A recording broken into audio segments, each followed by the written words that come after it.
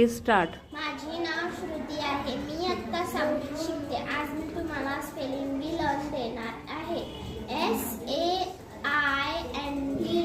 Saint म्हणजे ऋषी. UNITY unit म्हणजे एकता. MUD mud म्हणजे चिकन. VILLAGE विलेज म्हणजे खेडेगाव. DRAM ड्रामा म्हणजे नाटक. GOY जॉय म्हणजे आनंद.